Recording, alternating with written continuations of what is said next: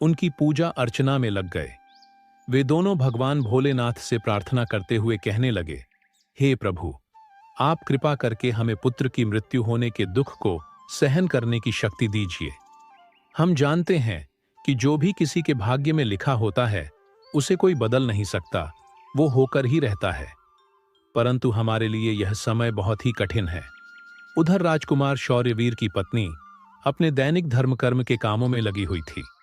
हर दिन की तरह वह भूखे गरीबों और निर्धनों को भोजन करा रही थी, पक्षियों को दाना डाल रही थी और जरूरतमंदों की सहायता में लगी थी। उसे अपने पति की आयु के बारे में कुछ भी पता नहीं था, इसलिए वह निश्चिंत होकर अपने कार्यों में मग्न थी।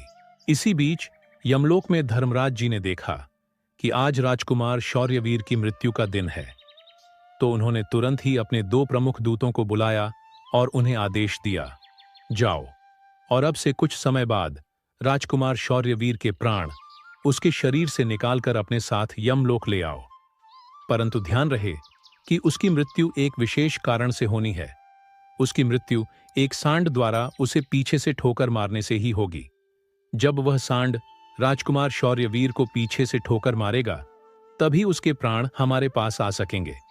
इसके लिए तुम दोनों एक सांड के पास जाकर उसे राजकुमार शौर्यवीर की मृत्यु के लिए प्रेरित करो। धर्मराज के आदेशानुसार वे दोनों दूत यमलोक से धरती पर जाने के लिए तत्पर हो गए। भगवान विष्णु जी माता लक्ष्मी से कहते हैं, हे देवी। वे दोनों यमदूत राजकुमार शौर्यवीर के प्राण लेने के लिए आकाश मार्ग से होते हुए पृथ्वी लोक पहुंच जाते हैं। दूसरी ओर धर्मराज की माया के प्रभाव से एक सांड ने अपने मन में सोचा कि आज मुझे राजमहल के सुंदर बगीचे में प्रवेश करना चाहिए और वहां घूमना चाहिए। मुझे देखना चाहिए कि राजमहल का बगीचा कैसा है। फिर बिना किसी रुकावट के वह सांड धीरे धीरे चलते हुए महल के बगीचे में जा पहुंचा। संयोग से यह वही बगीचा था जहां राजकुमार शौर्यवीर प्रतिदिन टहलने के लिए आते थे। धर्मराज की माया से प्रेरित वह सांड जैसे ही बगीचे में प्रवेश करता है, तो वहां जाकर वह घास चरने और इधर उधर घूमने लगता है। उसी समय धर्मराज जी के 2 दूत राजमहल के बगीचे के द्वार के पास खड़े हो गए। वे दोनों बगीचे के भीतर की गतिविधियों पर नजर बनाए रखते हैं। कुछ समय बाद राजकुमार शौर्यवीर उस बगीचे में टहलने के लिए आता है।